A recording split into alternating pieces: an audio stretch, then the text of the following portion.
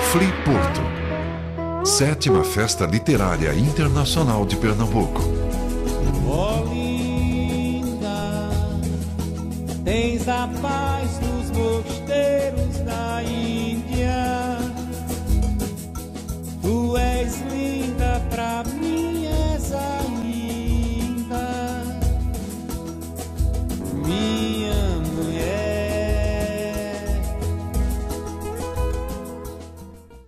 Bom dia.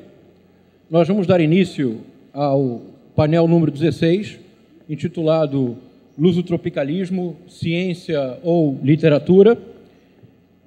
Vamos, devido ao começo, são 10h20, iremos aproximadamente até as 11h30, 11h35, de modo a permitir que a próxima mesa não tenha muitos atrasos. E creio que podemos começar muito rapidamente esclarecendo dois pontos importantes relativos ao título da mesa.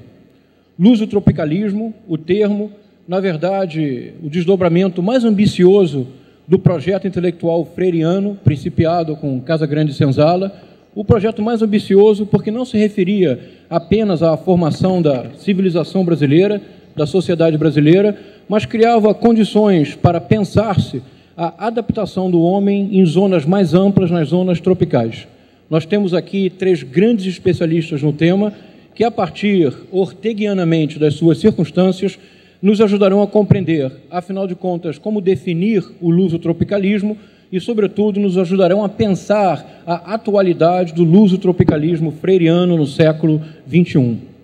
O segundo termo da mesa, ciência ou literatura, como uma pergunta, é de verdade um tema central, é um dos eixos da percepção do Gilberto Freire, de sua visão do mundo e de sua produção intelectual. Eu vou ler uma pequena passagem do Gilberto Freire que certamente os nossos convidados depois comentarão. Uma vez Gilberto Freire perguntou, e eu cito, "O que principalmente sou?" E ele mesmo respondeu, "Creio que sou escritor, escritor literário. O sociólogo, o antropólogo, o historiador, o cientista social, o possível pensador em mim são ancilares ao escritor. Se bom ou mau escritor é outro assunto." Sobre este assunto falarão os professores Ángel Espina Barrio, José Carlos Venâncio e Vamiré Chacón, nesta ordem.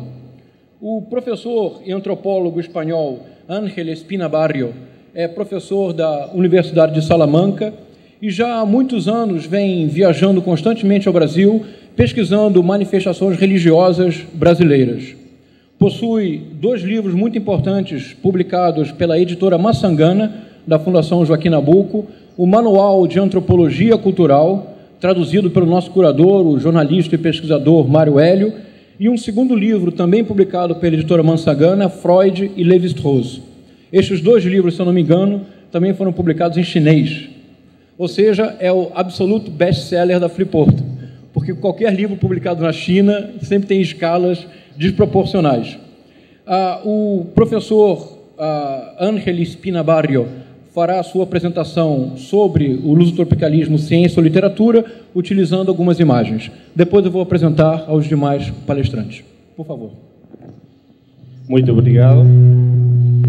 De novo, obrigado também a vocês por ficar nesta manhã de último dia de Flipporto. Eu vou falar um pouco portunhol, porque não domino o português bem, mas sí quero acercar-me também à língua portuguesa para fortalecer minha hipótese de trabalho de que Portugal e Espanha são muito similares em algumas coisas, em outras são diferentes, mas neste tema da lusotropicalismo, minha tese fundamental é que, e de Freire também, por certo, é que deveria de falar-se de iberotropicalismo.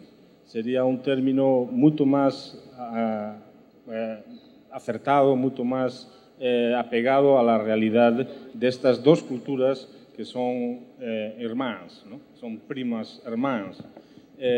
Vou ensinar algumas fotografias, sobre todo a parte española oriental, porque acho que José Carlos e outros van a falar tamén da parte portuguesa en Oriente, mas é descoñecida un pouco esa cultura compartida entre Oriente e España e que justifica o término de ibero-tropical. Non sei se están ollando en las telas. Ok. Ben, o primeiro, dizer que o término lusotropical e iberotropical tamén é de Gilberto Freire e hemos traballado sobre el moito tempo. Se ha traballado moito máis en Portugal e en España hemos comenzado os antropólogos a falar dese término hace moi pouco tempo. É un término en España descoñecido hasta agora. E, ben, sea un término bon, un término ruín, sea ciencia social ou sea literatura, acho que debe de ser máis conocido e debatido. Afortunadamente, por influencia de José Carlos Venancio, de Mario Helio, pudimos facer hace pouco tempo algún congreso sobre esta temática, concretamente este congreso 16º en Salamanca sobre culturas ibéricas e mestizaje en América, África e Oriente, del cual salió una publicación que ten aí, publicada por la Fundación Joaquín Nabuco e que vocês poden consultar en esa dirección web, pueden basar los 40 artículos que son una discusión sobre esta temática. Agora eu só tengo 15 minutos e non voy a poder falar moito, pero se alguén está interesado en esta temática, desde o punto de vista, é verdade, portugués, español, mas tamén de outros especialistas americanos, sobre todo, e alguno africano que asistió al Congreso, aí ten e pode consultar sin ningún problema gratuitamente por gentileza de la Sociedade Iberoamericana de Antropología Aplicada que preside Mario Helio Gómez de Lima. Bien, é moito conocido os aportes que Oriente ha dado a Occidente e tamén los que Occidente ha dado a Oriente. Mas habría que aprofundizar en esas coisas. Por cultura geral, todos sabemos que de Oriente vino la aguja de imantar, que vino la seda, la tinta, una cerámica fina, la pólvora, que vinieron el papel, la pasta bueno, la pasta ahora se sabe que más bien es árabe que no chinesa, mas otra serie de cosas que vinieron de Oriente para Occidente. Y también otras muitas fueron de Occidente para Oriente.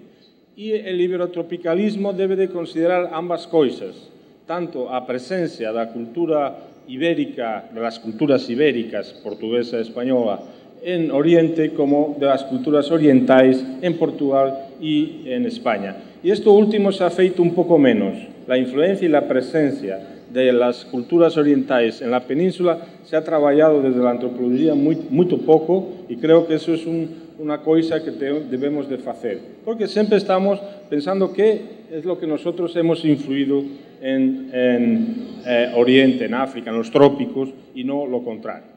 Bueno, você sabe que esto comenzó hace mucho tiempo con esos viajes, primero dos portugueses por África e el Índico y após también de los españoles a través de América en busca de riquezas, en busca de especias, en busca de todas esas cosas que faltaban en Europa en aquel momento.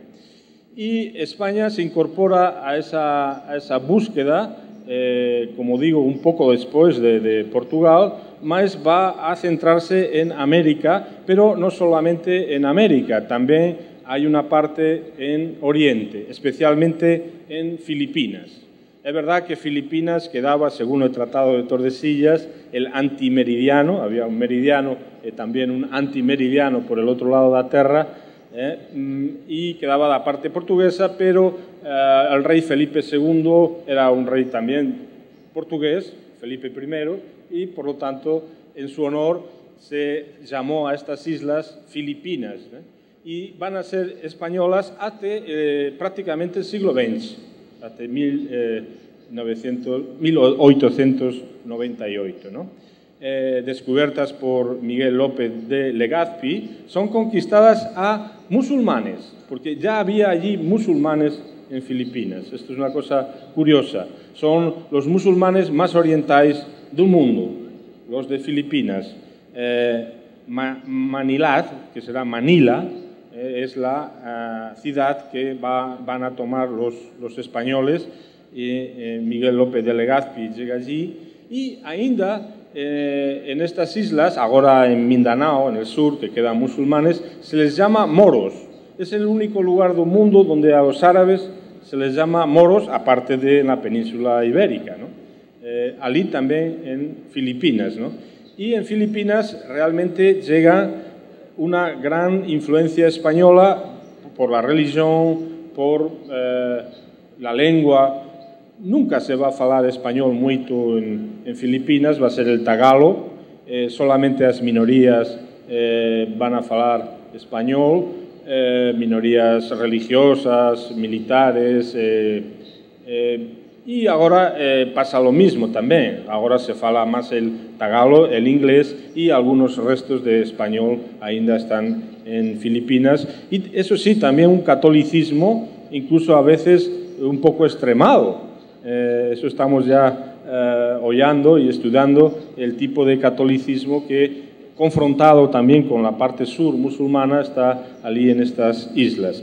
Y allí también se encuentra la universidad más antigua, quizá, de Asia, que es la Universidad de Santo Tomás, de los dominicanos, fundada en 1611, y que ahora es la universidad católica que tiene más alumnos del mundo.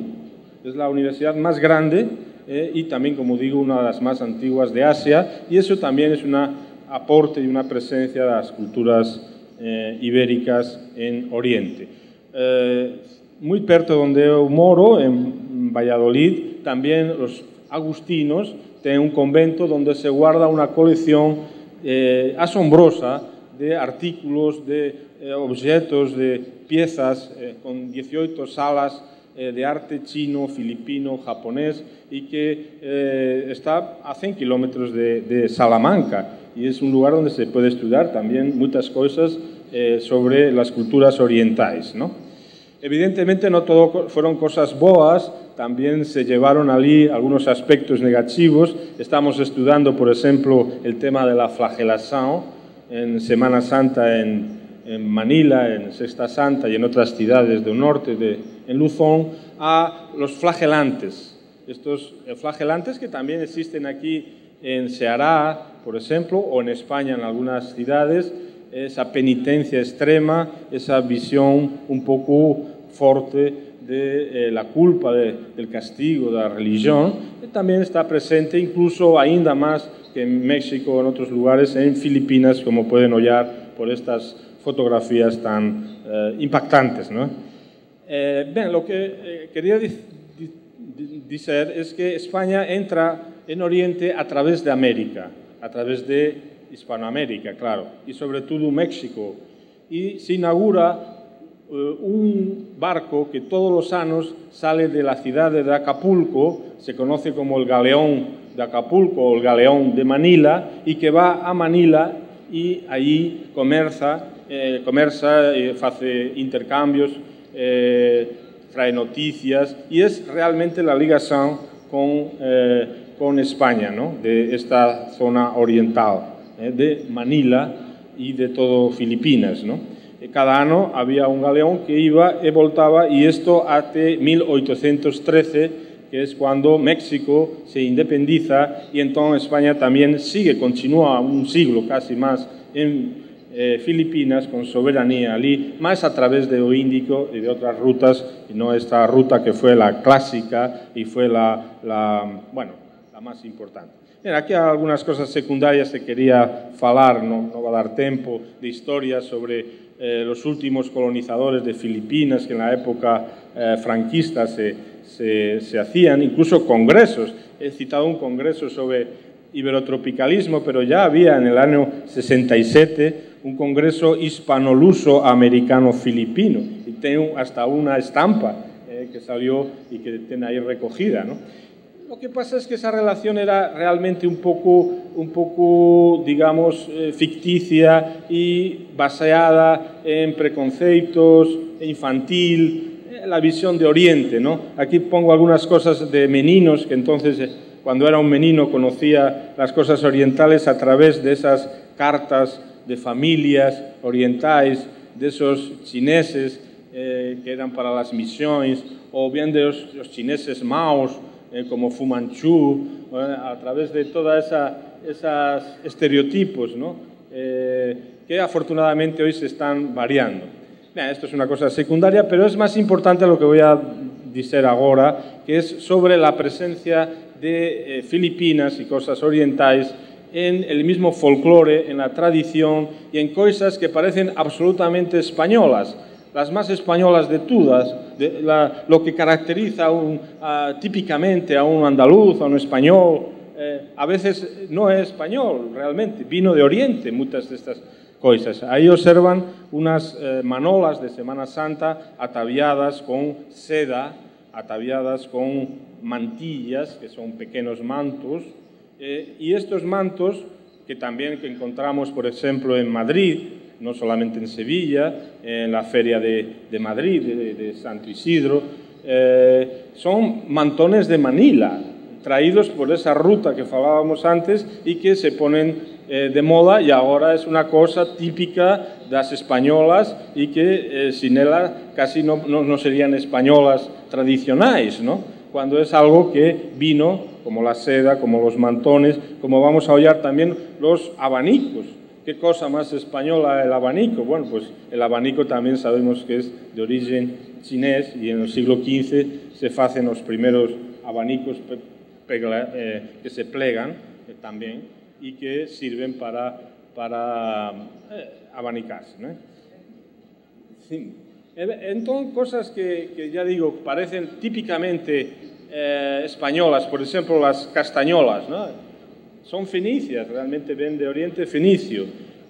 Como se sabe también, el flamenco no tiene origen oriental, verdaderamente, es un mestizaje español, pero quienes más se identifican con el flamenco son precisamente los ciganos. Y los ciganos sí que tienen un origen muy remoto, realmente oriental, hindú, etc. Y son los que más se identifican con esos flamencos. Entonces, flamenco, castañolas, abanicos, mantones, todo lo español es oriental en su origen. Qué cosa, ¿no? Tenemos que pesquisar más sobre eso, lo que debemos realmente a Oriente y lo que Oriente nos debe a nosotros, que no es tanto como nosotros pensamos a veces. Es verdad que también llevamos cosas y, bueno, hicimos un contacto que era inevitable también para conocer un mundo y contactar todo el mundo, ¿no? Ahí ven, por ejemplo, esos magníficos y bonitos mantones de Manila. Y ya para terminar, quería entrar dentro de la cuestión fundamental, no solamente mostrar cosas etnográficas, sino la cuestión central. Ese lusotropicalismo y iberotropicalismo del que habló Freire, y yo me quedaría con la última parte de iberotropicalismo, porque realmente las culturas ibéricas, portuguesa y española son primas hermanas, son primas. No voy a hacer la piada de quién es el primo y quién es el hermano, pero son hermanos, diría, univitelinos. Los portugueses y los españoles son hermanos univitelinos porque étnicamente tienen la misma composición. Son ibéricos, son visigodos, son árabes, y a pos del siglo XV ya no entra realmente una emigración fuerte. Evidentemente no es lo mismo, y no quiero ser anexionista de Portugal, ¿no? A partir de ahí también hay algunas diferencias y influencias distintas, pero étnicamente, en la cultura profunda dos povos emigrantes que formaron la península ibérica, compartillamos todas esas tradiciones celtibéricas, romanas visigóticas un pouco, árabes tamén, Portugal e España. Entón, a diferencia é de detalle realmente. Eso é o que primeiro quería decir. Y por eso también la presencia en Oriente es bastante similar en cuanto a cultura, estamos hablando. Esas características de versatilidad, de miscegenabilidad, de las que fala, por ejemplo, José Carlos, que eran también de Freire, de aclimaticidad, son portugueses y son españolas, porque los españoles también se aclimataron a toda América, desde los montes hasta las selvas, se misturaron con todas las razas, se movieron y tuvieron también aventura. Esas características son portuguesas, sí, pero son españolas también. Entonces, yo creo que debemos de utilizar el término iberotropicalismo. ¿Y es científico o es literatura? Ya para terminar con eso. Bien, yo he mostrado algunas cosas que apoyan que há fatos históricos, sin duda, lingüísticos, culturais, religiosos, e podíamos coleccionar moitos máis. Los antropólogos facemos eso e apoyamos con eso pues una tesis de cienticidad social, sociológica, antropológica, que no é unha ciencia estricta, é unha ciencia interpretativa, é unha ciencia construída e cada uno construye la identidad como quer e verdaderamente non é ciencia en sentido estricto, pero sí ten apoios antropológicos. Pero la antropología mismo agora lo que está diciendo es que está muy perto de la literatura. No solo los antropólogos postmodernos, sino casi todos los antropólogos ahora saben que la cultura, la macrocultura sobre todo como esta, se construye, se va mudando, se va facendo y ahí entra mucho la literatura. Es decir, la distancia entre la antropología y la literatura no es tan grande. Por lo tanto, me voy a quedar en la mitad, ¿no? Sí, podría ser ciencia, pero toda ciencia antropológica, al menos social, está muy perto da literatura. Muito obrigado. Muito obrigado. Agradeço ao professor Spina Barrio por uma palestra que certamente suscitará muitas questões para o nosso debate e apresento ao professor José Carlos Venâncio, que é sociólogo e professor catedrático da Universidade da Beira Interior. O professor José Carlos Venâncio é nascido em Angola e se desenvolveu academicamente tanto em Portugal quanto na Alemanha, onde realizou seu doutorado na Universidade de Heidelberg, país com o qual ele Mainz, Heidelberg foi depois, isso. Em Mainz, depois seguiu fazendo pesquisas em Heidelberg. O professor José Carlos Venâncio há muito se dedica ao tema que compõe o título desta mesa. Dos seus livros, especificamente sobre a África de língua portuguesa, Macau e o Brasil, dois se destacam. Colonialismo, Antropologia e Lusofonias, e o segundo livro, A Dominação Colonial, Protagonismos e Heranças. Sobre o tema específico desta mesa, o professor José Carlos Venâncio é organizador de uma obra premiada com o prêmio Gilberto Freire da Fundação Oriente em 2000. O livro se chama Lusotropicalismo, uma teoria social em questão, teoria sobre a qual o professor José Carlos Venâncio vai agora conversar com todos nós. Bom dia a todos.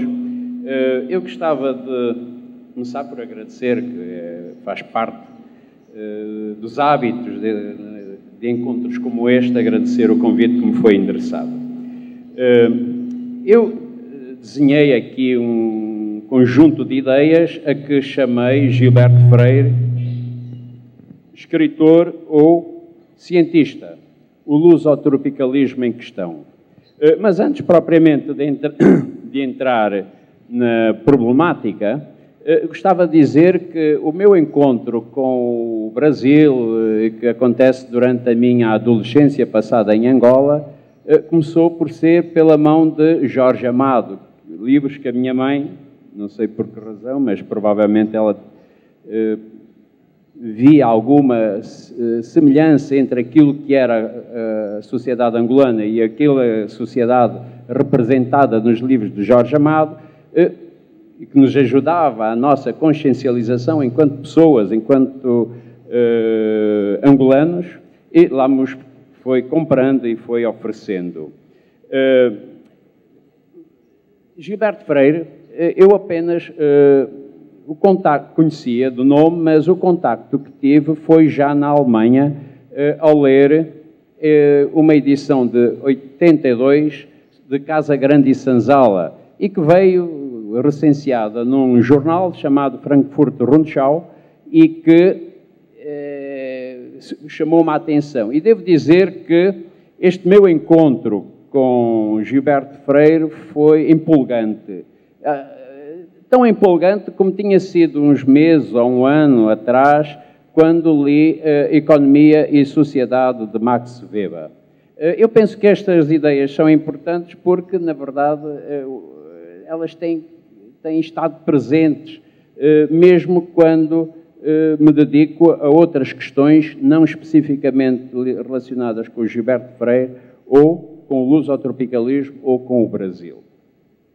O lusotropicalismo, tal como hoje nós o entendemos, faz parte, quer queiramos, quer não, do que poderemos considerar como o pós-colonialismo em língua portuguesa. A pós-colonialidade em língua portuguesa, sendo que este conceito, este enquadramento, é mais entendido no conjunto, no relacionamento entre Europa, euro-africano, entre Portugal e as antigas colónias africanas, e, eventualmente, também com Ásia, nomeadamente com Timor.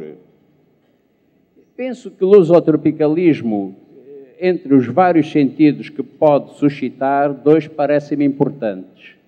Um tem a ver com um sentido mais académico, mais científico, de teoria social, de matriz teórica, e um outro tem mais a ver com o seu aproveitamento no plano político e que suportou a presença portuguesa nos trópicos, portanto, durante a justificação, portanto, até, digamos, do ultracolonialismo em África, e também, de certa medida, justifica, está presente na evocação que hoje se faz da lusofonia ou na organização da própria CPLP. Penso que este sentido, ou pelo menos eu não tenho valorizado muito este sentido, porque através dele não chegamos àquilo que é de facto fundamental e que é grandioso na obra de Gilberto Freire.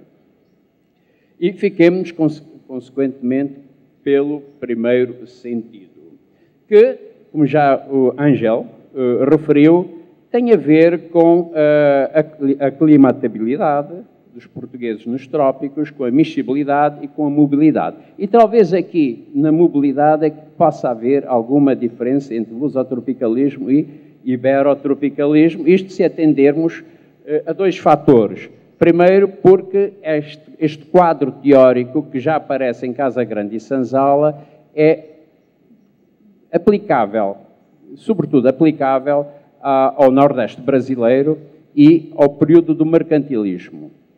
E para esse mesmo período, alguns autores, nomeadamente Sérgio Buarque de Holanda, refere que o Império Português era mais um Império Marítimo, enquanto o Império Castelhano era um império que não primava tanto pela mobilidade e que, portanto, era um império que se fez e que se constituiu, portanto, numa caminhada para o interior, para as sedes das capitais das sociedades ameríndias.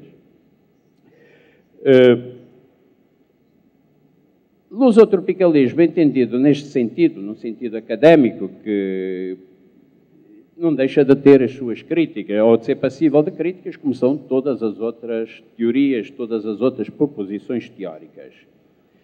Penso que uma dessas críticas será uma excessiva generalização, a partir de uma realidade empírica que era o Nordeste brasileiro, num determinado período histórico. Essa generalização, quer para todo o Brasil, quer para todas as colónias ou espaços onde a presença portuguesa nos trópicos se fez sentir, pareceu-me um tanto ou quanto excessiva, parece-me excessiva. Um outro aspecto que também é passível de crítica tem a ver com o facto de,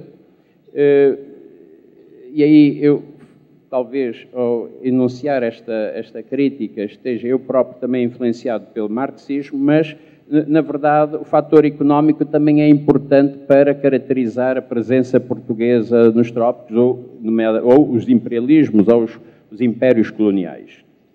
E na verdade, Gilberto, o lusotropicalismo, como ele aparece formulado, não dá tanta importância, de facto, ao primado da economia, do comércio, que então se estabelecia entre as potências visitantes, colonizadoras e as sociedades visitadas.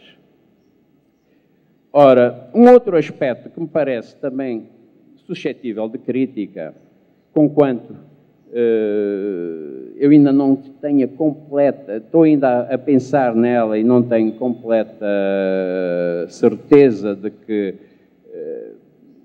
Gilberto Freire e depois a sua formulação do tropicalismo não a tenha abordado, porque, pelo menos inicialmente, abordou-a, em Casa Grande e Sanzal, isso aparece muito claramente, e referia-me fundamentalmente à separação que se deve fazer entre aquilo que é, nesta expansão dos portugueses pelos trópicos, entre aquilo que é o homem comum, que não só no período mercantilista, como até aos nossos dias, prima ou cumpre estas características que eu acabei de enunciar, a aclimatabilidade, a mobilidade e a miscibilidade, continuam a cumprir.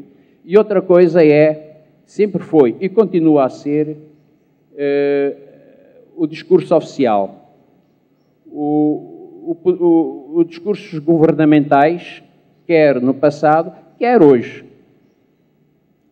Devo dizer, por exemplo, que, e isto digo com investigação empírica que fiz, a nível de arquivos históricos, que num documento que foi enviado de Angola pelo governador para Marquês de Pombal, e Marquês de Pombal assumiu como sendo dele aquelas ideias, assumiu e aceitou aquelas ideias e que depois as passou para o rei, era que a sífilis era causada em África, em Angola, pela miscigenação. A mistura de raças dava origem à sífilis. E mais do que isso, lamentava-se o governador e lamentava-se o Marquês de Pombal que os portugueses mal colocados, mal postos em Angola, o que queriam eram as negras. Não queriam nem ouvir falar de mulheres brancas, nem tão, e se calhar também não de trabalho, mas isso é outra coisa. E o que queriam, de facto, eram as negras. Há aqui uma apreciação bastante contundente, bastante discriminatória, e que mostra, de facto, esta dualidade entre o que faz e o que pensa o homem comum e aquilo que era o poder governamental.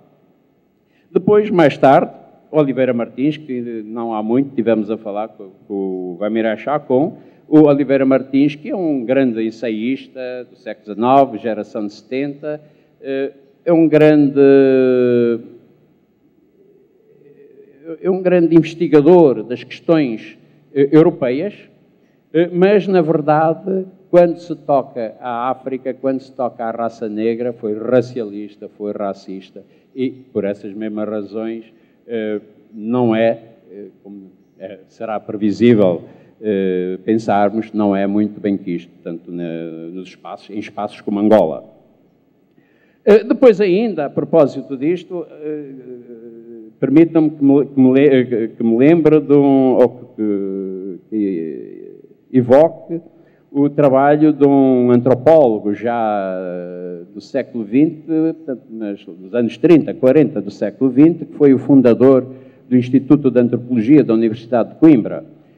E ele, chamava-se Eusébio Tamagnini, teve a preocupação de pôr os portugueses todos em fila para lhes medir o índice nasal, para provar aos europeus centrais, da Europa Central, que os portugueses também eram europeus, que os portugueses eram brancos. Portanto, estas são preocupações que mostram como, de facto, as elites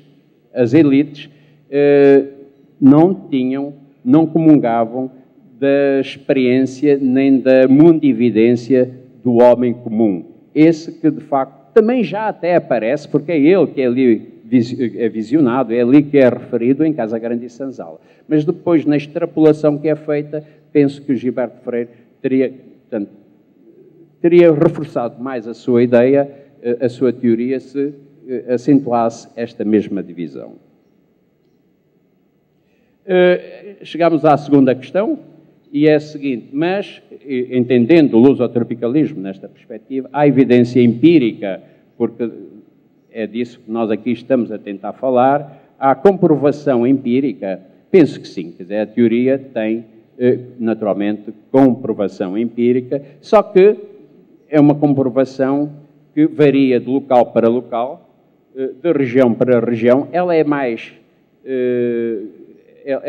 notória em sociedades, e agora estou a referir-me fundamentalmente às africanas, em sociedades que foram colonizadas durante o mercantilismo. Estou-me a referir, por exemplo, a Cabo Verde, ou a Luanda e o seu interior, a Benguela e o seu interior, nomeadamente, provavelmente até Macau, e noutros espaços, como e agora voltando novamente a Angola, por exemplo, a cidade do Huambo, não teve estas mesmas. Dificilmente nós podemos interpretar a dinâmica social do Huambo, da cidade do Huambo e dos espaços limítrofes a partir desta mesma matriz teórica, por razões que têm a ver com o decurso da história.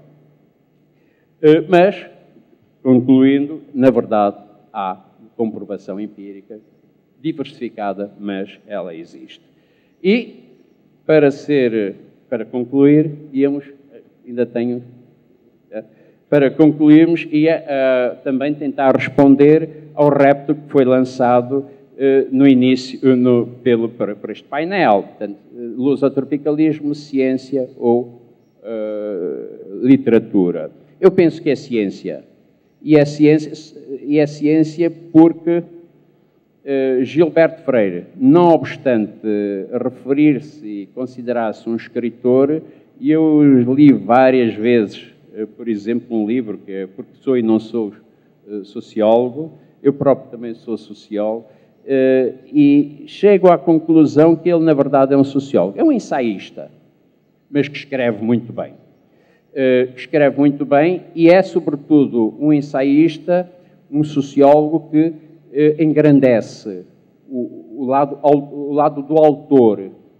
Eu próprio também estive, e todos nós, nas nossas lides académicas, temos que fazer, por vezes, trabalhos, projetos conjuntos, projetos chamados de ID, de Investigação e Desenvolvimento, muitos deles próximos de uma sociografia, em que o autor, enquanto tal, aparece muito subtraído. Hoje já não me apetece muito fazer esse tipo de investigação, tive que o fazer porque dali vem muito dinheiro e os departamentos universitários necessitam de dinheiro. Hoje os meus colegas fazem isso. Agora, eu penso é que, na verdade, Gilberto Freire é um ensaísta e lusotropicalismo cabe dentro do domínio das ciências. E se não fosse pedir muito, só lembrava que existe, na verdade, um autor alemão chamado Wolf Lepenis, um sociólogo, que escreveu um livro que está em francês, que se chama, eu sei que está em francês, que se chama As Três Culturas. Já está em português? Olha, eu não sabia. As Três Culturas, em que as três culturas em causa é a cultura romanesca, literária, a cultura sociológica e depois a cultura das ciências exatas. E, portanto, nesta perspectiva, Gilberto Freire é fundamentalmente um sociólogo, na minha opinião. Obrigado pela vossa atenção.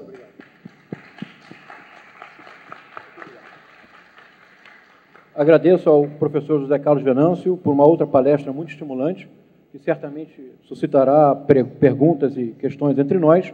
E venho agora a difícil tarefa de apresentar sucintamente ao professor Vamiré Chacon. Como a tarefa de apresentá-lo sucintamente é uma tarefa impossível, eu vou recorrer ao nosso patrono Gilberto Freire. Vocês me escutam? Recordando um fato que talvez nem todos saibam. No início dos anos 50, num artigo no qual Freire pretendia anunciar os mais prometedores e promissores intelectuais brasileiros da nova geração, o Gilberto Freire apontou um jovem de 16 anos como um dos mais promissores, se não o mais prometedor daquela geração. O jovem era o professor Vanderlei Chacon. De modo a cumprir com a promessa ou a profecia do Gilberto Freire, aos 25 anos, o professor Chacon se doutorou simultaneamente na Faculdade de Direito do Recife e na Universidade de Munique, na Alemanha, realizando posteriormente o seu pós-doutoramento na Universidade de Chicago. O professor Vanderlei Chacon é autor de uma obra vasta de 27 livros, 4 deles publicados fora do Brasil, na Alemanha, em Portugal, e é um outro país, não é? Isso. Na Venezuela, na Alemanha e em Portugal. Desses 27 livros, alguns são clássicos do pensamento social brasileiro, são clássicos da história das ideias no Brasil e são, de fato, leituras incontornáveis para todos nós. Pense em livros como A História das Ideias Socialistas no Brasil, Gilberto Freire, Uma Biografia Intelectual, História dos Partidos Políticos Brasileiros e, para o tema que nos reúne, um livro recente e que é de leitura muito importante para o nosso debate. O livro se chama A Grande Ibéria, aqui está, A Grande Ibéria, Convergências e Divergências de uma Tendência. Eu passo então a palavra ao professor Vanderlei Chacon, teremos o privilégio de escutá-lo pelos próximos 15, 20 minutos. Não sei se estou a confirmar aos 77 anos de idade o que o Gilberto disse nos meus 16, quando escreveu esse primeiro artigo sobre mim, com um título muito honroso, Principiante de Talento. Eu fui garoto prodígio, depois que deixei de ser garoto, deixei de ser prodígio. Mas tenho pelo menos recordações desses distantes tempos. Segurar mais perto, né? Então, eu quero começar,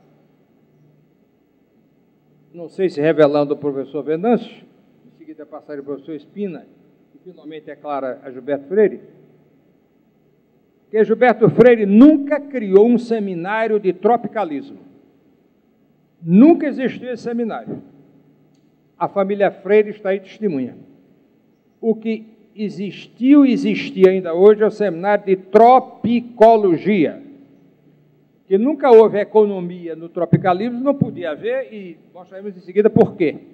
Mas no seminário de tropicologia houve, sim, mais de um seminário, dentro do grande seminário, mensal, ao longo do ano, durante décadas, economia e trópico. Agricultura e trópico, indústria e trópico. Houve também saúde e trópico, demografia e trópico. Houve muita ciência e continua havendo. Isso foi publicado uma série de livros que prossegue, de início pela Fundação Joaquim Nabuco, hoje pela Fundação Gilberto Freire. Tropicalismo, portanto, a meu ver, não é ciência, data vênia do professor, é literatura ou política. Em Portugal, a direita portuguesa convenceu a esquerda portuguesa de que Gilberto Freire era salazarista. Bem, é um assunto interno dos portugueses. Nós preferimos ficar com a tropicologia. Os portugueses ficam com o tropicalismo, nós brasileiros, pragmaticamente, na nossa formação cultural, de povo de imigrantes do mundo inteiro, inclusive os negros são imigrantes, mesma força, e para cá vieram. A conclusão que nós tiramos é simplesmente essa. Houve, sim, e continua havendo, porque esse seminário prossegue na Fundação Gilberto Freire, décadas após a morte de Gilberto, e décadas após ele ainda vivo fazê-lo. Economia e trópico, engenharia e trópico, agricultura e trópico, indústria e trópico e tudo, mas saúde e trópico, literatura e trópico, política e trópico, sempre sob a égide de seminário de tropicologia, nunca seminário de tropicalismo, não existe nenhum. É perguntar à família Freire e ir para a internet. E verificar que da série publicada jamais houve seminário de tropicalismo. E porque Gilberto Freire era um homem mais do que inteligente e compreendeu a inflexão que os portugueses, pró e contra Salazar, estavam dando ao tropicalismo. E como nós moramos do outro lado do Atlântico, ele inflectiu na direção da tropicologia. E não era só luso, passou a ser hispano-tropicologia. Houve aqui seminário de franco-tropicologia, teotropicologia. Gilberto escreveu um livro intitulado Nós e a Europa Germânica. Escreveu um livro, um engenheiro francês no Brasil, que foi reeditado, sobre a influência francesa no Brasil, a partir do Diário do Engenheiro Francês do Brasil, Louis Léger Vautier, que construiu o Teatro Santa Isabel, ainda existente, e algumas pontes do Recife. E foi quem introduziu o socialismo no Brasil, o socialismo de Considerant.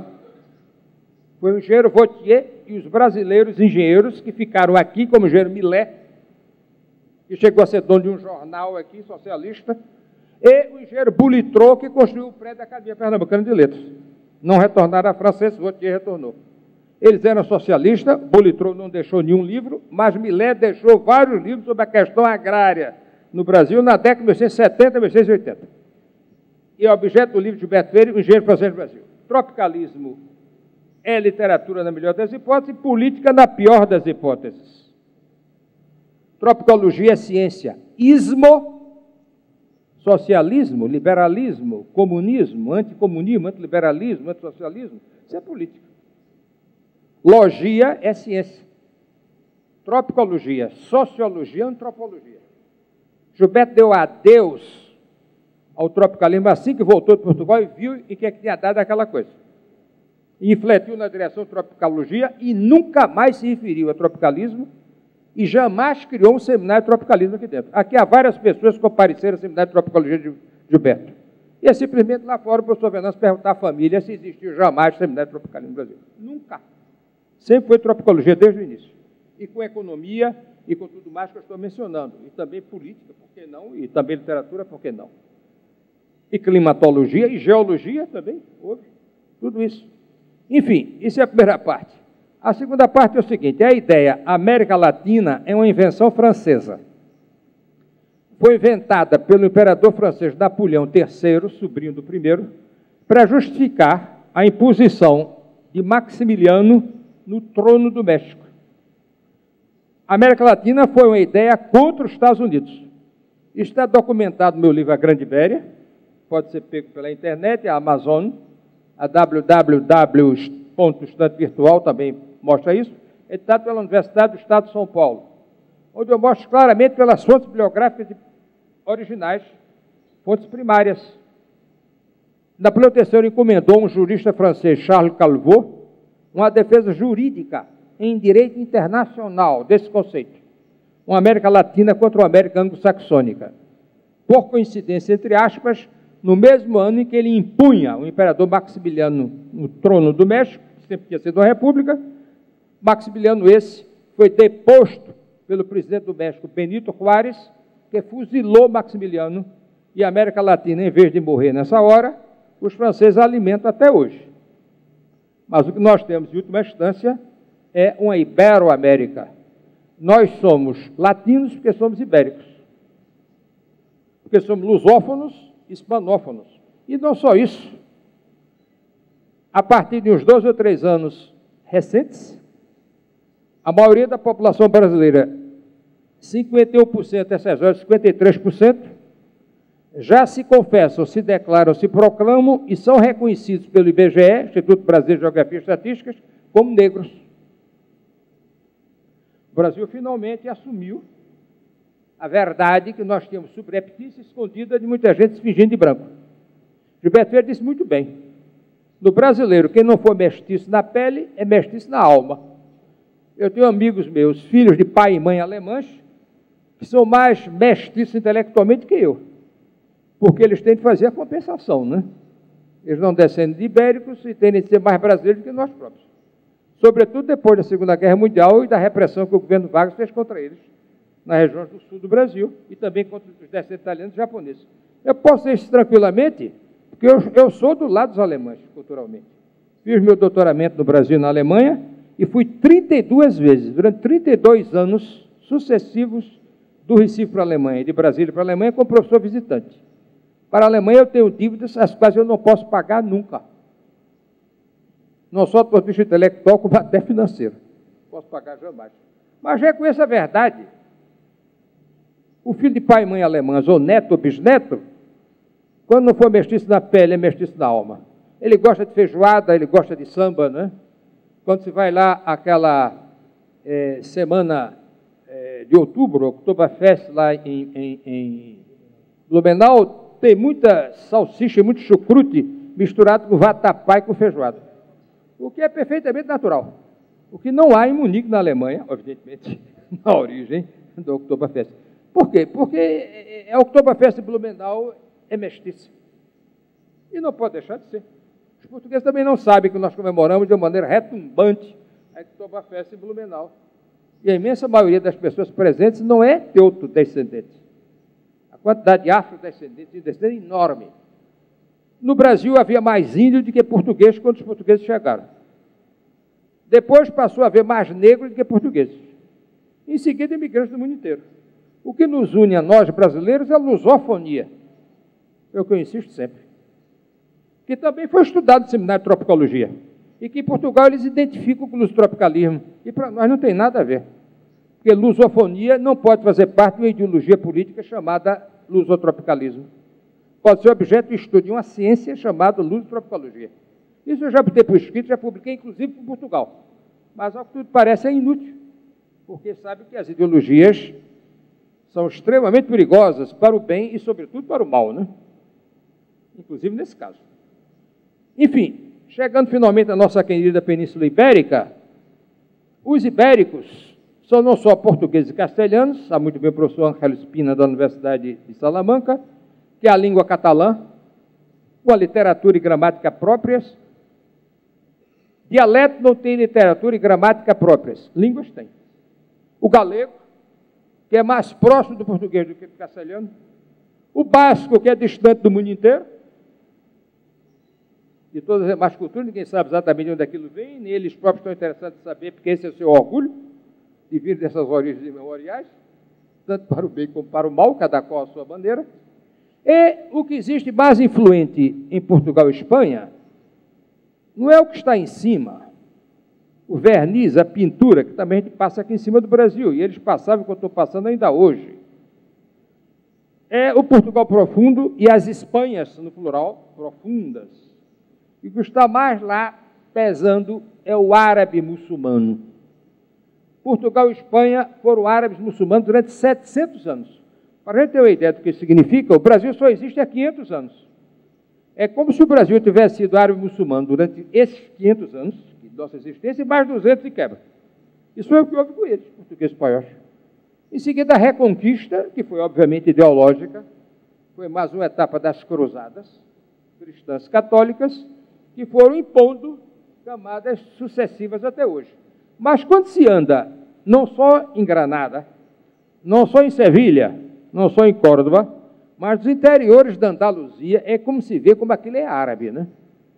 Na cara das pessoas, nos hábitos, a cesta, que é perfeitamente natural, porque naquela temperatura de 45 graus à sombra, na Andaluzia e no Alentejo, em Portugal, o jeito que tem é parar de trabalhar às 10 horas, só vai começar a trabalhar às 4.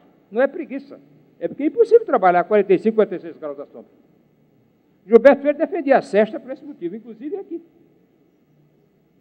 Da Bahia para baixo, não, mas da Bahia para cima, com certeza sim. Nós que estamos, eu não estou mais, mas continuo sendo do Recife, sabemos o que é que significa trabalhar no calor, sobretudo quem está à beira-mar, né? Árabe muçulmano, quem quiser ver os vestígios disso, vê mais, por coincidência, na Espanha do que em Portugal, a Mesquita de Córdoba, uma das maiores, mais belas do mundo, centro de uma das maiores civilizações que o mundo conheceu até hoje, com tolerância religiosa e racial. O reino de Córdoba era muçulmano, mas aceitava os católicos e judeus em pé de igualdade. Coisa que continuamos não fazendo com eles. Dentro da França, dentro do Reino Unido, da Grã-Bretanha, chamada Inglaterra, dentro da Alemanha com os turcos, dentro da França com os árabes, em Portugal e Espanha também, causando muita dificuldade às vidas deles. Mas quando eles estiverem nos auges das suas civilizações, não em crise como hoje, da maneira que reagem. Mas a grande civilização de Córdoba era tolerante, produziu o grande filósofo judeu Maimônides. Portugal produziu Spinoza, que em Portugal não poderia fazer coisa nenhuma por conta da Inquisição, filho de pai e mãe judeus, teve de ir para a Holanda. Enquanto Maimônides, antes dele, lá na Espanha muçulmana, era judeu, assumido e escrevia obras de filosofia judaica, que são das maiores e melhores do mundo, antecipando como antecessor que é de Spinoza. A civilização de Bagdá também é a mesma coisa. O grau de tolerância que eles tiveram. Eles reclamam muito disso. Eu não sou descendente de árabe, nem nunca fui muçulmano, mas não posso, seja nessa questão, seja em qualquer outra, vê-la de um lado só. Temos de ver do nosso lado e do lado dos outros. Certos errados nós, certos errados os outros. Também não estou defendendo incondicionalmente. Gilberto Freire trata exaustivamente disso, da influência árabe e muçulmana no Brasil. O cuscuz não é um prato brasileiro, é um prato árabe argelino. E por aí fora vai. A mantilha, mencionou o nosso querido professor da Salamanca, é obviamente árabe muçulmana. Basta ver como as mulheres árabes muçulmanas religiosas a usam, inclusive na rua, né? Com formato diferente, porque nós, evidentemente, as adaptamos às nossas circunstâncias, ao nosso clima. E em relação à Índia, eu estive pessoalmente em Goa, 30 dias na antiga Índia portuguesa, Goa da Mão e Dio, e 10 dias em Bombaim, Nova Delhi. É simplesmente extraordinária a semelhança das várias culturas indianas com a brasileira e com as dos vizinhos, onde haja mais influência oriental, conforme seja a região da América Hispânica. Menos na Argentina, mais no México. O chá é indiano. O café é árabe. Nós ficamos pasmos e todo mundo toma café nos países árabes, muçulmanos ou cristãos libaneses, né? Todo mundo toma chá na Índia, que por sinal vem da China, né? A quantidade de costumes, eu mencionava recentemente um amigo aqui, quando nós falamos em um pagode, quer dizer, uma festa ruidosa, tumultuada, com muita gente, isso é uma expressão que Gilberto Freire registra 100% chinesa. Por mera coincidência, assisti-se em Macau. Prossegui também, patrocinado pela Fundação Gulbenkian, de Portugal, de Goa para Macau, onde fiquei 10 dias em Macau. Hong Kong só passei uma noite, que é o que se sabe. Um dos paraísos fiscais do capitalismo mundial, dessa vez sob proteção chinesa, com todos os seus paradoxos. Em Macau, eu estava certa vez passando por uma rua, primeira coincidência, num determinado dia, sei lá de qual deus deles lá, e ao dobrar uma esquina, havia um ruído formidável, um foguetório tremendo, instrumentos de percussão metálicos batendo de uma maneira ensurdecedora e todo mundo na rua cantando, gritando e pulando. Eu perguntei ao meu amigo e guia macaense o que era aquilo. Ele disse, é um pagode. Eu digo, o que quer dizer isso, pagode? Ele disse, porque isso é uma festa religiosa de um dos deuses padroeiros deles. As festas dos padroeiros lá começam e terminam no pagode. Eles fazem lá as orações, vão para o meio da rua, fazem a zoada toda e retornam. Como nós no carnaval. O carnaval, no início, era uma festa litúrgica. Em latim, carnium vale, adeus a carne, que era o início da quaresma. A grande farra de 3 dias se fazia para se começar um jejum e abstinência e penitência. Naqueles tempos, é claro, durante a quaresma. Era grande e ruidosa despedida. Eles fazem uma coisa parecida, que não tem nada a ver com o nosso carnaval, realizando um tremendo de um pagode. Isso é uma expressão comum em Macau. E que nós pensamos que é 100% brasileira, não é chinesa. Claro, não tem mais nenhum Deus nosso metido nisso, nem muito menos santos nossos. Mas é o que eles chamam. Começa e termina de um pagode, daí se chamar pagode. Gilberto Freire, finalmente, escreveu o seu belíssimo livro póstumo, China Tropical, que eu prefacio e que faço agora o comercial do lançamento, ao término da nossa conferência.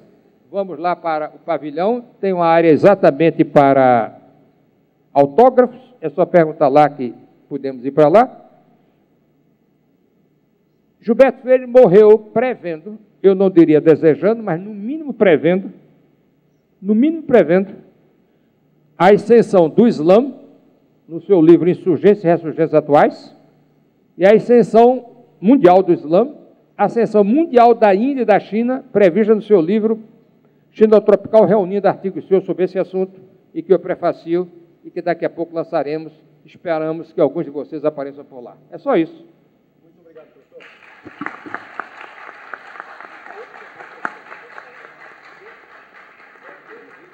Agradeço muito, como a todos vocês, a palestra sempre brilhante do professor Waimiré Chacon. O senhor foi absolutamente fiel à sua gratidão com a Alemanha e o senhor falou exatamente 15 minutos. Muito obrigado. Eu tenho 3 perguntas. Duas perguntas são para o professor Waimiré Chacon. Há uma outra pergunta que eu destinarei para os professores José Carlos Venâncio e Spina Barrio. Para os professores José Carlos Venâncio e Spina Barrio, a pergunta seria a seguinte: que os senhores falassem sobre o elemento comum entre Portugal e Espanha, que, segundo o Adalberto Arruda, é o catolicismo fundamentalista, as cruzadas, os templários, a Inquisição dos Reis Católicos, os governos de Franco e Salazar. Se os senhores poderiam falar algo sobre esse elemento comum entre Portugal e Espanha. Eu, como antropólogo, falo máis de fatos culturais que de fatos políticos. Aí se preguntan por coisas políticas, algunas terribles, e verdadeiramente compartilladas tamén, en algún caso, entre España e Portugal. Mas eu quero referir a la cultura dos povos, a las tradicións, e en la tradición profunda, popular, de Portugal e de España, compartillamos elementos, como dijo muy bien también el profesor Chacón, elementos de religiosidad, pero que no son solamente cristianos, sino también elementos judaicos y elementos árabes también. Es verdad que los árabes estuvieron 700 años, no en todo lugar de España, en el norte un poco menos, al sur un poco más y en Granada 700 años. ¿No? Bien, es una pequeña precisión, pero sin duda mucho. Y en Portugal incluso fue a reconquista famosa, política, un poco más antes. ¿No? Para hablar de también diferencias entre España y Portugal, antes dice que étnicamente la cercanía es máxima, porque máximo es los ingredientes previos étnicos que ya repetí, ¿no? Celtibéricos, de la cultura galaico-portuguesa y también de España, ibéricos, algo visigódicos, mucho también árabes, y após de esos elementos que son los que forman la cultura verdadera, profunda, que no muda mucho tiempo, esos son compartillados. Y después también compartillamos algunas cosas ruins en la política, como ha sido pues, etapas duras, persecución de los árabes, de los judíos, Inquisición, también dictaduras, efectivamente. Son cosas que también lamentablemente ha habido en la historia de Portugal y de España y que acercan también su historia, que es diferencial, pero que en la parte profunda, digo, étnica, de esa intrahistoria, ¿no?, que falaba el maestro Unamuno, es muy compartillada. Y las diferencias son de pequeño detalle, verdaderamente, de pequeño detalle, pues, por ejemplo, sí, esa, por ejemplo, movilidad más litoral de los portugueses, también causada por la menor demografía de Portugal y de los que podían viajar. Podemos fijarnos en las diferencias, pero eso que comparadas con las similitudes son pequeñísimas. Por lo tanto, parabenizo también al profesor Chacón por este libro. Creo que comparto mucho sus teorías sobre a Grande Iberia. Sí, bueno, no, pero es verdad. No es el libro mío, puedo hablar, entonces. Creo que es una visión muy acertada, cultural, y después las cosas políticas, las cosas son más superficiales, más de la superficie, ahí son las diferencias, pero no son tan importantes para lo que estamos hablando, que es de cultura y de literatura, ¿no? De política, pues ya hablarán otros. Sim, eu penso que há semelhanças e há diferenças, e estas semelhanças e diferenças não coincidem propriamente com as fronteiras políticas, porque essas fronteiras políticas, e agora estou se calhar a ser demasiado académico, essas fronteiras políticas foram desenhadas a partir de centros que são os poderes constituídos. E, em complemento desta ideia, e hoje já falámos nele, um professor com quem trabalhei na Universidade de Heidelberg, chamado Hans Vermeer, fez uma vez uma conferência, ele era também um linguista, né? Fez uma conferência na minha universidade, onde tentou provar que o português, em termos fonológicos, ele era um chomskiano, está muito mais próximo das línguas berberes que propriamente das outras línguas latinas. Nomeadamente o som ão, que o nosso comissário na União Europeia, chamado Durão Barroso, deixou cair o Durão precisamente pela dificuldade que os outros povos têm em pronunciar este fonema. Bem, e então falava no berber. E, na verdade, depois, mais tarde, na Universidade de Coimbra, com 2 ou 3 universidades espanholas, houve um projeto em termos de identificação de ADNs, portanto, de engenharia genética, não me entendo muito nessa área, mas chegaram à conclusão que, na verdade, a frequência em ADN era do norte de África, era muito mais sequente, muito mais parecida, portanto, o norte de África e o sul da península, e a fronteira, ou hipotética fronteira, situava-se a norte de Coimbra. Porque, na verdade, e respondendo um bocado ao que o professor Bamira Chacon disse, a presença árabe, nós falamos em presença árabe, mas não é, os árabes eram poucos, eram as elites. A presença é berbere. Portanto, parte das nossas sociedades são, sobretudo, berberes. E as culturas lá estão. Respondendo ainda um bocado ao repto lançado pelo professor Bamira Chacon, eu falo em lusotropicalismo num determinado contexto, aliás, é como foi, de facto, enunciado a propósito da mesa para a qual fomos convidados, e como uma figura do pós-colonialismo euro-africano, sobretudo, portanto, Portugal e as antigas colónias.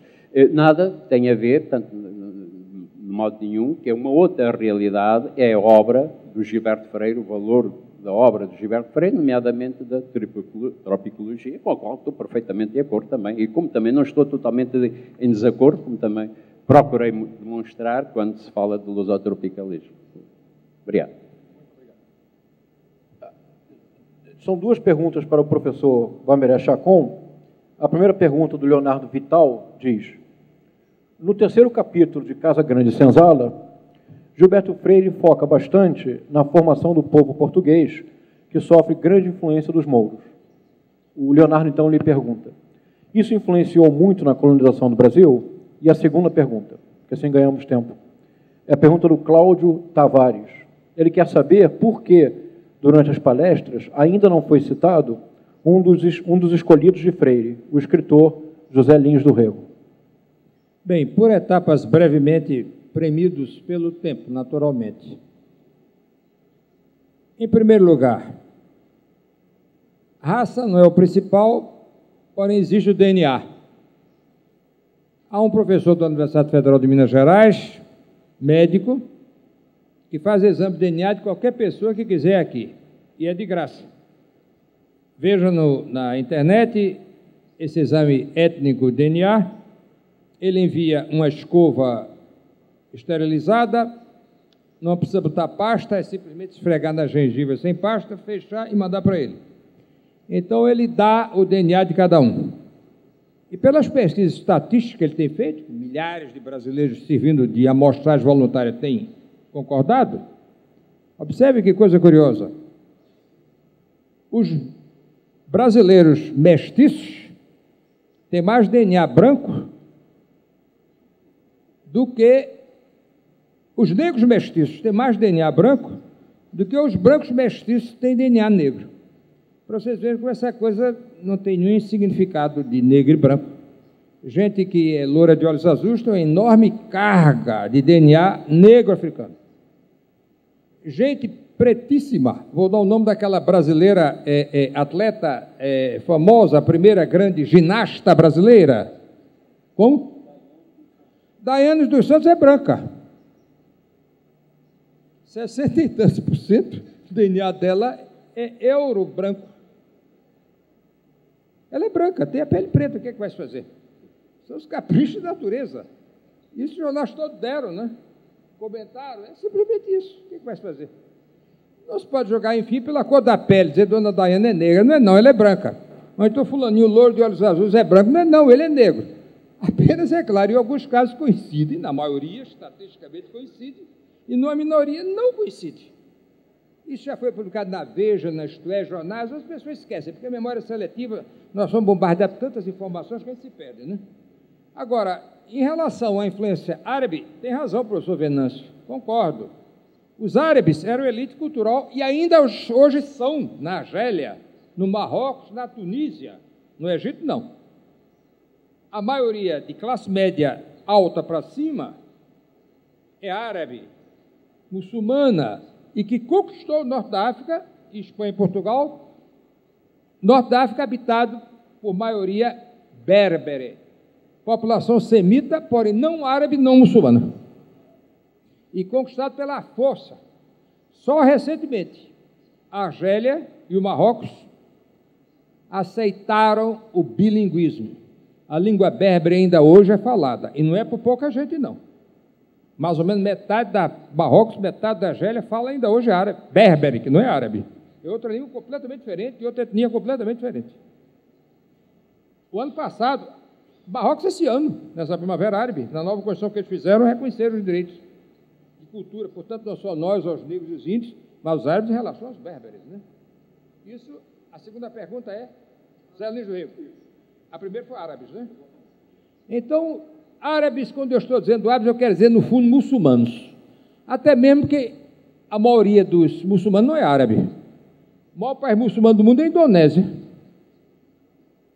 Tem uma população maior do que o Brasil.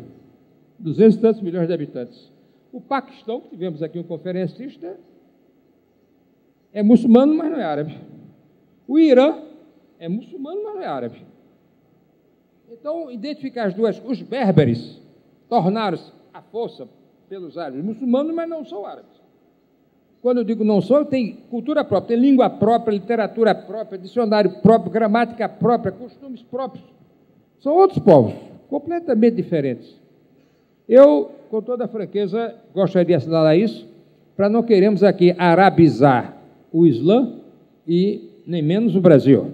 Mas temos de reconhecer que, da mesma forma que a cultura portuguesa predominou no Brasil e a cultura hispânica predominou nos países vizinhos, inegavelmente, o que se universalizou no norte da África e no Oriente Médio foi a língua árabe. Não foi a língua berbere, nem os costumes berberes. Perderam até sua religião própria. Em relação aos nossos vizinhos, idem.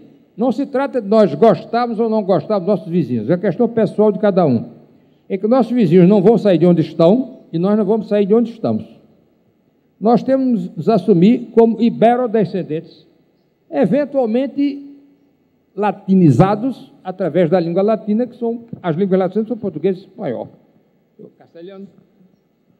Na realidade, nós somos ibéricos, não necessariamente pelo DNA, mas pela cultura hegemônica predominante, sem excludência, porque além da etnia do DNA negro-africano, existe a cultura africana, que não vai ser julgada, portanto, apenas pela cor da pele da Diana, ou sei lá, mas quem? Porque aí realmente isso é uma coisa muito estranha, né? Há pessoas que têm tido enormes decepções, não vou dar nomes, que alguns me disseram aqui no Recife, e lá em Brasília. Olha, eu pensava que era branco, e veio o resultado, eu sou negro. Eu digo, não espalha. Pois é, isso aí. É o contrário. Eu digo, e sabe qual é o resultado disso? Os descendentes. Não é nada de espantar que um filho ou neto saia negro retinto. Isso, do ponto de vista social, vai ser meio incômodo. Mas, de qualquer maneira, é só checar o DNA. Antigamente não se podia, né? Hoje, faz o exame do DNA e diz, sim, realmente, é seu filho. E está aqui provado pelo DNA. Só que, sinceramente, não deu outro jeito. A natureza fez nos seus caprichos as leis de Mendel, da genética, né, que se cruzam, né? E tantas gerações retornam ao ponto de partida. Então, retornou ao ponto de partida com o negro retinto, irmão gêmeo de um louro de olhos azuis. Quer dizer, o que vai fazer? Isso é genética, né? Ninguém vai agora se inculcar por causa disso. Antigamente inculcava, né? Dizer que um era filho legítimo, o outro era ilegítimo. Uma atrapalhada, um negócio totalmente absurdo que hoje, graças a Deus, está superado pela ciência. E quanto às Zé do Rego, eu quero frisar o seguinte. Primeiro, um testemunho intelectual e outro pessoal. Sônia Freire disse ontem, depois de Edson Neves da Fonseca dizer aqui, que o maior amigo pessoal de Gilberto Freire foi Zé do Rego. E eu sou testemunha direta, porque Gilberto mandou celebrar uma missa 7º dia, quando do falecimento do Zé do Rego, na Igreja da Solidade, eu estava presente, e quando eu abracei Gilberto, ele estava profundamente comovido e me disse, sussurrando no ouvido, e deve ter repetido a outras pessoas, morreu metade de mim mesmo. Morreu metade de mim mesmo. Tamanho era o afeto enorme que ele tinha. É claro que houve mais influência de Gilberto sobre Zé do Rego do que vice-versa. Por um motivo muito simples, Gilberto era mais velho, em última instância o motivo era esse, né? Embora Zé do Rego, mais moço, tenha morrido antes. E, além do mais, Zé do Rego nunca tinha saído até então do Brasil, se é que saiu depois. E, realmente, o ciclo da cana-de-açúcar é de direta influência gilbertiana. Eu vou mais longe, só para concluir. Tem gente no Brasil, e principalmente na Paraíba, que nega que tenha havido influência de Gilberto Freire, Zé Américo de Almeida, na Bagaceira. Quem quiser ver o desmentido dessa afirmação, vá na Fundação Gilberto Freire, peça lá ao pessoal da biblioteca da Fundação a primeira edição da Bagaceira Zé Américo de Almeida, com a seguinte dedicatória de Zé Américo a Gilberto.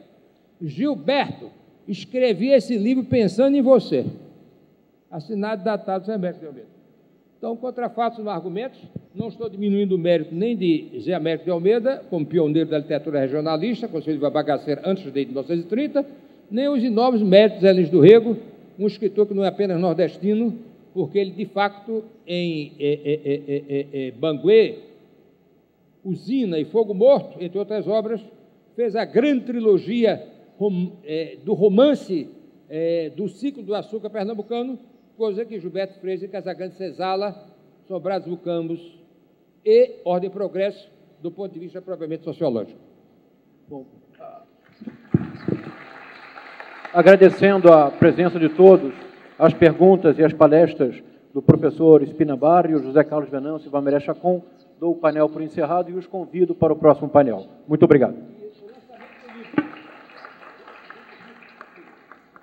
E o professor Vamiré Chacon fará agora o lançamento do livro e espera por todos vocês.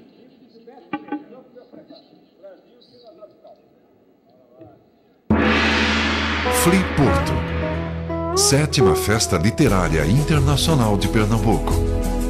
Oh, linda, tens a paz dos mosteiros da Índia. Tu és linda pra